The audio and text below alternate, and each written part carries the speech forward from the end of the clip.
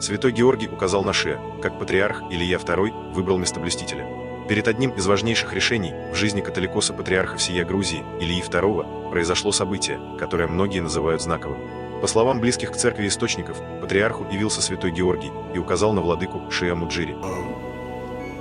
მას ქონდა გამოცხადება მონოზდებისგან ვიცი ეს საპატრიარქო ქონდა გამოცხადება წმინდა გიორგის თვითონ მოუყოლია ეს უწმინდეს წმინდა გიორგი გამოეცხადა რომელმაც მიუთითა მეუფეშიოზე და როგორც ჩანს მისი უწმინდესობა ლოცულობდა ამისთვის და რა თქმა უნდა ლოცულობდა ზრუნავდა ამისთვის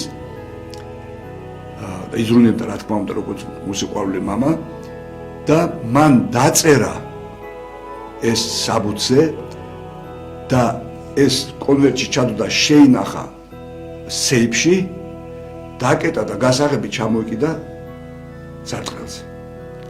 მეორე დღეს არის 23 ნოემბერი გიორგობა ქაშვეთში წირავს არავინ არაფერი არ იცის. წირვის დროს დაიბარა მეუფეშიო და წირვის ბოლოს მეუფეშიო არაფერი არ იცოდა და როდესაც წაიკითხა უწმინდესმა მაშინ გაიგო მარტო მეუფეშიო, აი ასე ვიცი. თუ ვწდები ღმერთმა პატიოს, მაგრამ აი